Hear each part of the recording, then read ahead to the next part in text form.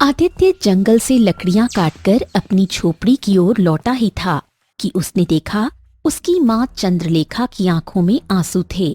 उसकी झोपड़ी घने जंगल में बनी हुई थी, जहां अंधेरे में भी हल्की रोशनी झलक रही थी। आदित्य ने लकड़ियों का गट्ठर नीचे रख दिया और माँ की ओर बढ़ते हुए बोला, अरे क्या हुआ माँ, क्या हो गया? तुम इतनी उदास क्यों हो? और ये तुम्हारी आंखों में आंसू क्यों है? क्या बात है माँ? हाँ, कल पूर्णिमा की रात है। ये सुनकर आदित्य की आंखों में क्रोध झलकने लगा। अरे क्या तुमने उन चूड़ियों को रंगीन बना दिया या फिर नहीं? चंद्रलेखा की आंखों में अचानक चमक आ गई। हाँ, मैंने उन चूड़ियों को रंगीन बना दिया है। अब उन्हें कोई पहचान नहीं पाएगा, बल्कि वो पहले से भी अधिक सुंदर हो गई हैं। आदित्य हल्की मुस्कान के साथ माँ की ओर देखते हुए बोला,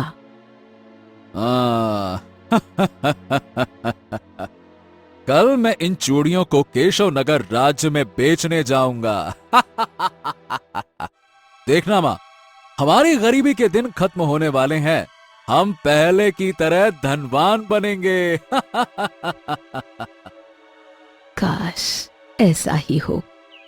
अगली सुबह आदित्य चूड़ियों की गठरी लेकर केशव नगर की गलियों में पहुंच गया।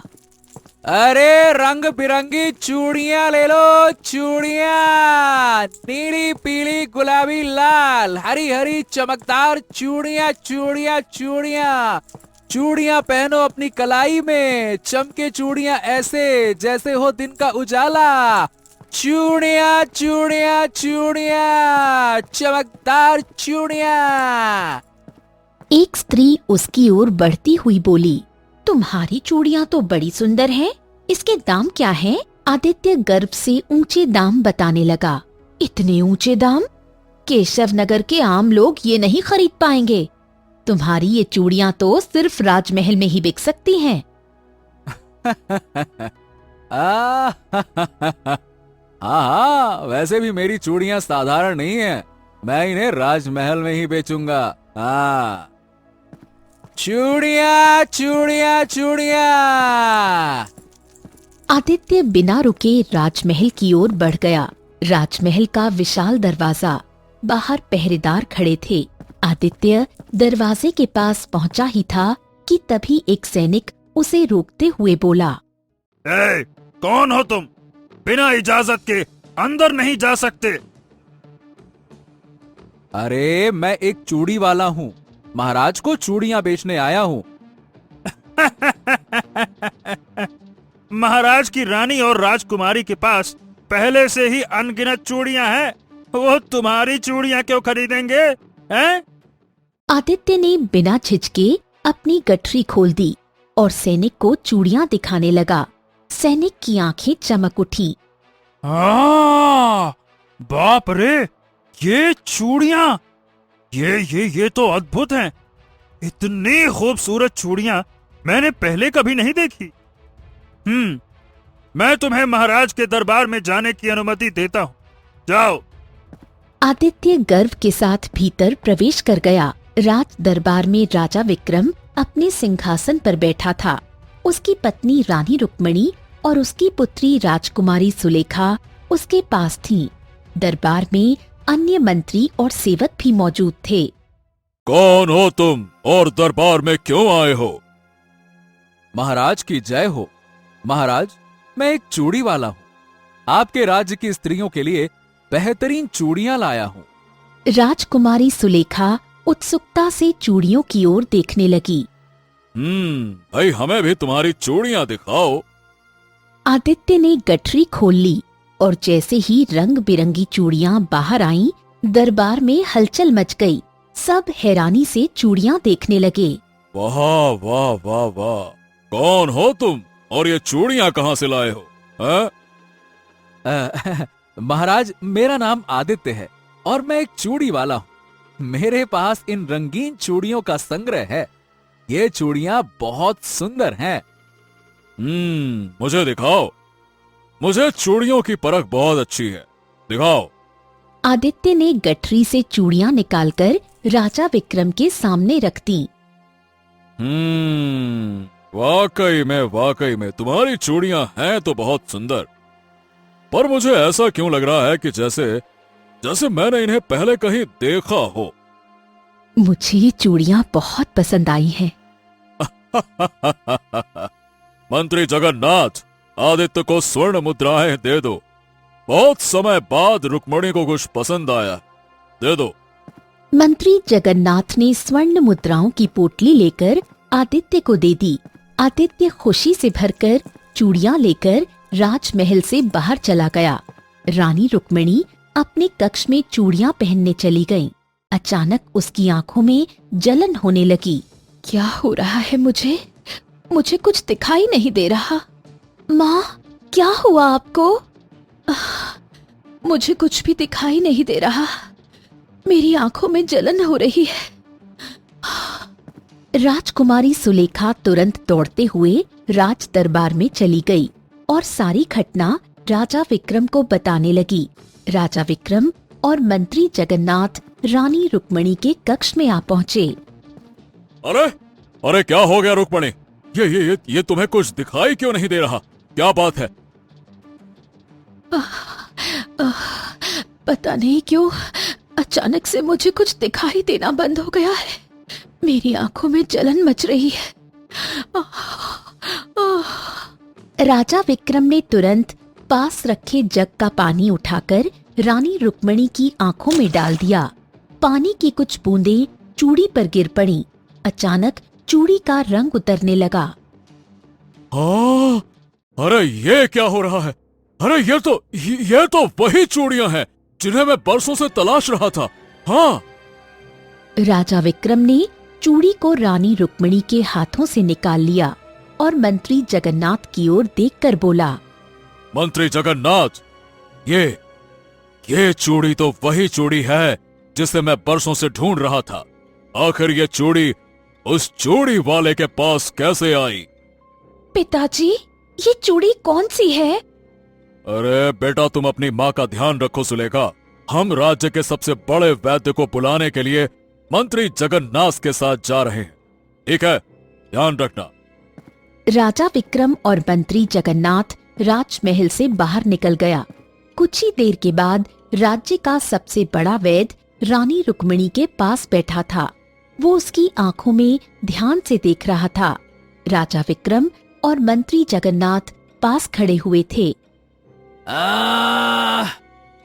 हाँ, तो महाराज, रानी रुक्मिणी को कोई बीमारी नहीं हुई है। इन पर किसी जादू का असर है।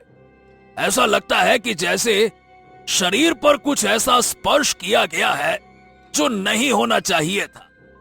ये सुनकर राजा विक्रम चौंक पड़ा।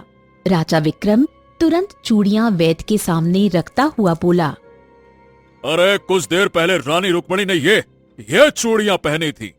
वैद्य चूड़ियों को ध्यान से देखता हुआ बोला, हाँ, ये चूड़ियां तो काले जादू से अभिमंत्रित चूड़ियां हैं। हाँ। हाँ, तो क्या मेरी पत्नी अब कभी देख नहीं पाएंगी? हाँ, मैं तंत्र मंत्र की साधना भी जानता हूँ। मैं पूरी कोशिश करूंगा। इतना कहकर वैद्य वहां से चला गया। राजा विक्रम बहुत गहरी सोच में डूबते हुए धीमे से मंत्री जगन्नाथ से बोला, मंत्री जगन्नाथ, ये वही चूड़ियां हैं जो वर्षों पहले महल से गुम हो गई थी। महाराज विक्रम, अब ये तो आदित्य ही बता सकता है कि ये चूड़ियां उसके पास कहां से आई। तो ठीक है, जाओ उसे ढूंढ लाओ। आदित्य को कहीं से भी लेकर हमारे सामने आओ। जाओ। मंत्री जगन्नाथ आदेश पाते ही तुरंत सैनिकों के साथ आदित्य की तलाश में निकल गया। सैनिकों ने आदित्य को हर जगह ढूंढा, लेकिन कोई सुराग नहीं मिला। इधर राजकुमारी सुलेखा अपने पिता की चिंता और शंका से परेशान थी।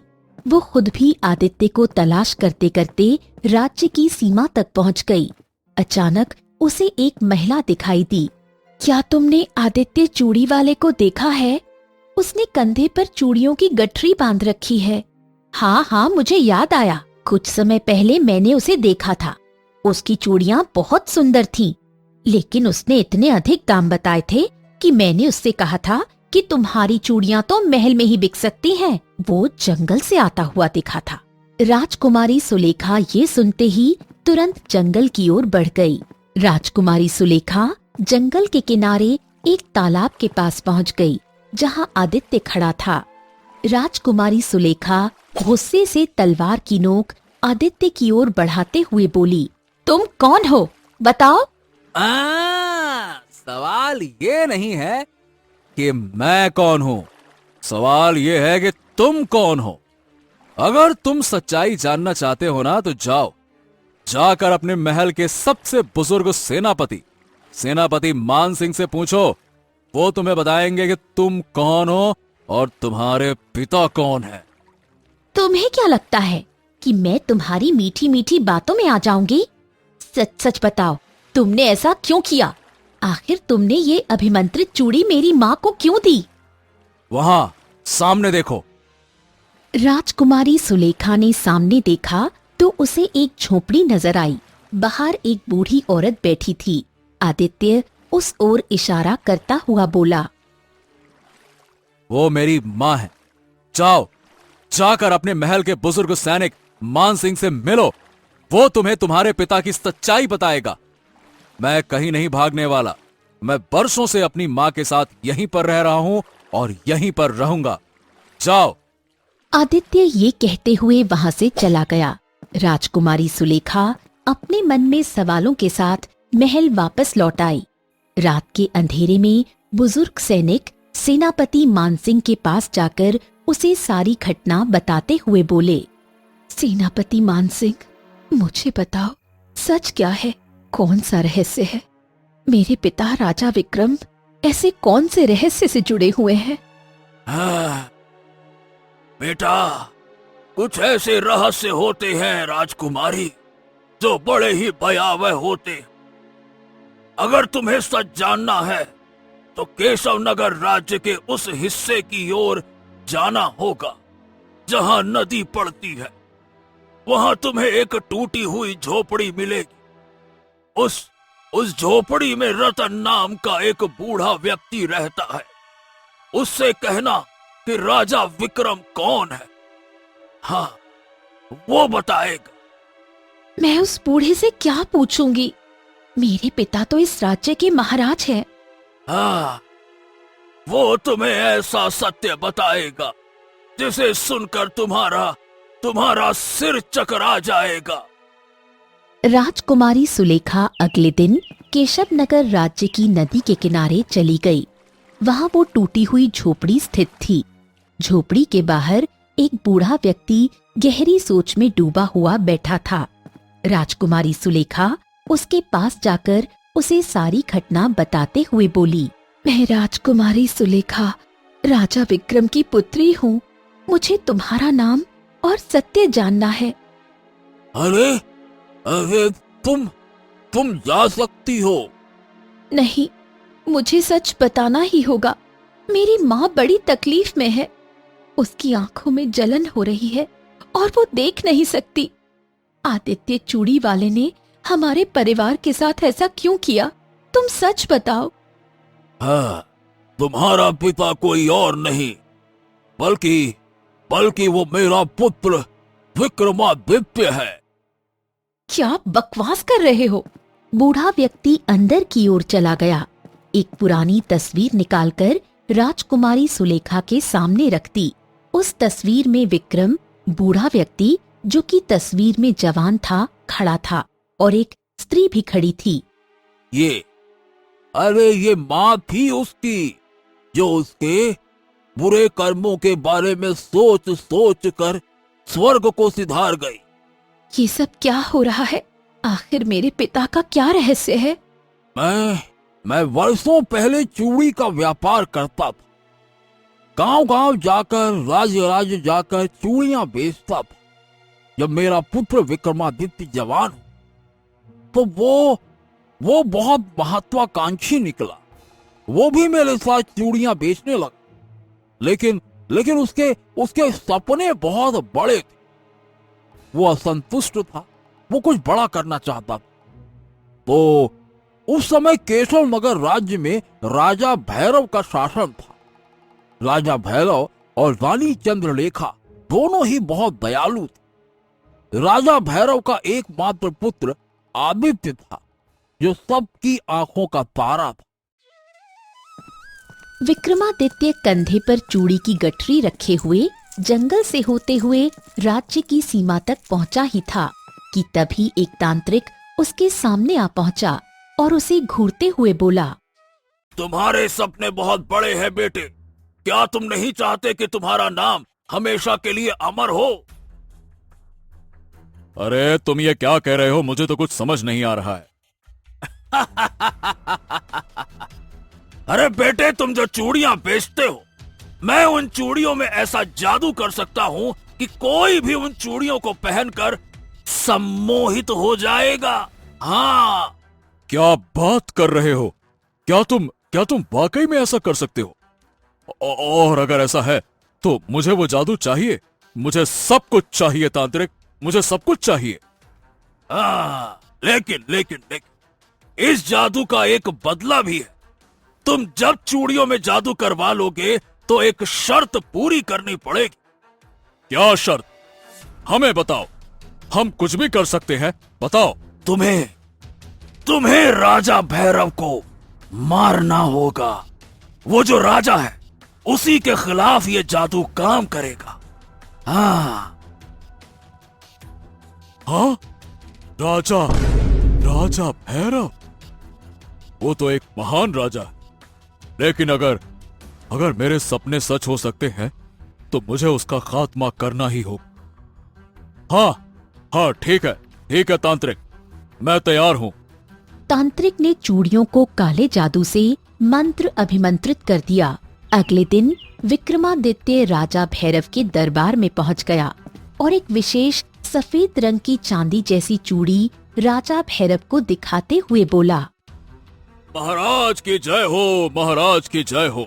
महाराज, ये चूड़ी एक खास जादू से भरी हुई है, जो कि एक कड़े की तरह दिखती हैं। अगर आप इन्हें पहनेंगे तो कोई भी आपको अपनी इच्छाओं का गुलाम बना सकता है। तुम्हारी बातों में सच्चाई है विक्रमादित्य। हमें ये चूड़ियां बहुत पसंद आई। राजा भैरव ने जैसे ही चूड़ी पहनी, उसने तुरंत विक्रमादित्य को अपना सलाहकार बना लिया और अगले दिन राजा भैरव ने विक्रमादित्य को उत्तराधिकारी घोषित कर दिया। विक्रमादित्य नहीं जानता था कि चुपके से इस दृश्य को दूर से रानी चंद्रलेखा अपने 5 वर्षीय पुत्र को साथ में लेकर फटी फटी आंखों से देख रही थी। चंद्रलेखा फूट फूट कर रोने लगी। तभी वहाँ पर उसका सेनापति मानसिंह आ पहुँचा और चंद्रलेखा की ओर देखकर बोला, महारानी, ये बहुत भारी विपत्ति है। मुझे सब पता लग गया है। विक्रमादित्य चूड़ी वाले ने जो चूड़ी महाराज को दी थी, वो जादुई चूड़ी थी।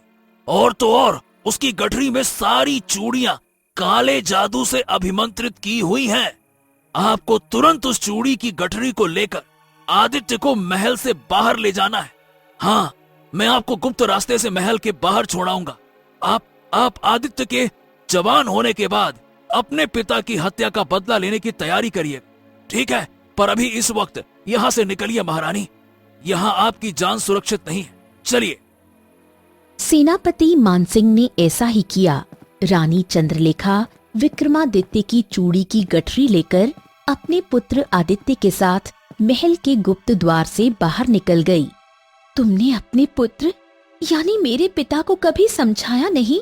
अगर तुमने उन्हें रोकने की कोशिश की होती तो आज ये सब ना होता। तभी सेनापति मानसिंह वहाँ आ पहुँचा और सुलेखा की ओर देखकर गंभीर स्वर में बोला, राजकुमारी, विक्रमादित्य ने राजा भैरव को चूड़ियां देने से पहले अपने पिता रतन से सलाह ली थी, परंतु जब रतन और उसकी पत्नी ने विरोध किया तो विक्रमादित्य ने उन्हें जान से मारने की धमकी दे दी। अरे, विक्रमादित्य ने अपने माता पिता से कहा था कि अगर उसके मंसूबे पूरे हो गए और उन्होंने एक शब्द भी कहा तो वो उन्हें झोपड़ी में रहने लायक भी नहीं छोड़ेगा। ये सुनकर सुलेखा की आंखों में आंसू आ गए। राजकुमारी सुलेखा तुरंत घोड़े पर सवार होकर आदित्य की झोपड़ी की ओर निकल गई। कुछ ही देर में वो तालाब के किनारे पहुंच गई। आदित्य वहीं पर खड़ा हुआ था। आदित्य सुलेखा की ओर देखकर बोला, तुम्हारी आंखों के आंसू बता रहे हैं कि तुम्हें सच का पता लग गया है राजकुमारी। हाँ, मुझे सच पता लग गया है। वर्षों से तुम्हारे पिता की गठरी में रखी हुई काले जादू से अभिमंत्रित चूड़ियां मेरे पास रखी हुई थी। कुछ समय पहले ही मैंने उन चूड़ियों को साधु महाराज को दिखाया और साधु महाराज ने अपने मंत्रों की शक्ति से उन चूड़ियों के काले जादू का उलटवार कर दिया। मतलब कि अब चूड़ियां राजा विक्रम के परिवार के खिलाफ ही उल्टा काम करेंगी। और साधु महाराज ने ही मुझे ये सारी योजना बताई और मैंने वैसा ही किया।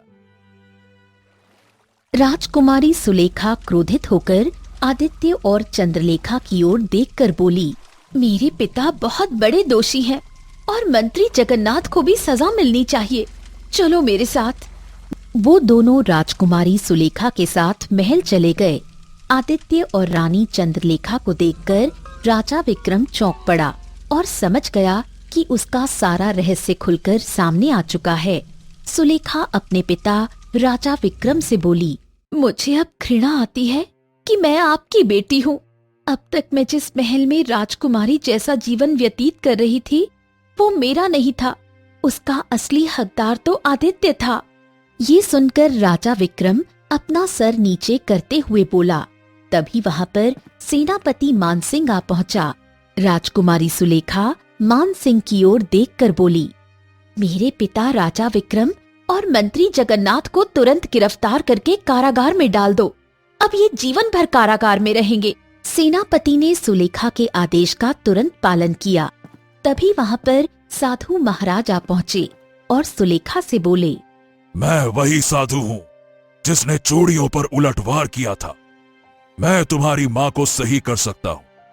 बुलाओ बुलाओ अपनी माँ को। कुछ देर में रुक्मिणी वहाँ आ पहुँची। साधु मंत्र पढ़ने लगे और रानी रुक्मिणी को सब कुछ दिखाई देने लगा। तुम्हारे पिता की हत्या मेरे पिता ने की थी। मैंने उन्हें कारागार में बंद करवा दिया। अब तुम जो सजा देना चाहो दे सकते हो। मैं अपनी माँ के साथ यहाँ से जा रही हूँ। तभी साधु सुलेखा से बोले, मैंने ही आदित्य को सारी योजना समझाई थी, क्योंकि मैं जानता था कि तुम अपने पिता की तरह बिल्कुल नहीं हो और ना ही तुम्हारी माँ। इतना बोलकर साधु आदित्य से बोले, तुम्हें राजकुमारी सुलेखा से विवाह कर लेना चाहिए और इस दुश्मनी को हमेशा के लिए समाप्त कर देना चाहिए। जो दोषी था उसे सजा मिल चुकी है और सबसे बड़ा दोषी जो तांत्रिक था, कुछ समय पहले ही उसे भी अपने कर्मों की सजा मिल चुकी है। उसे जंगल के भेड़िए नोच नोच कर खा गए। आदित्य मुस्कुराते हुए साधु से बोला, हाँ हाँ, मैं जरूर ऐसा करूंगा अगर अगर मेरी माँ इजाजत दे तो। आदित्य की बात सुनकर चंद्रलेखा ने मुस्कुराते हुए हामी भर दी। राजकुमारी सुलेखा और आदित्य का विवाह संपन्न हो गया। आदित्य को अपना राज्य वापस मिल चुका था और सुलेखा आदित्य की पत्नी बन चुकी थी। विक्रमादित्य चूड़ी वाले और मंत्री जगन्नाथ को उनके किए की सजा मिल चुकी थी। तो दोस्तों, कहानी कैसी लगी कमेंट बॉक्स में जरूर बताइए। चैनल को जरूर सब्सक्राइब कीजिए।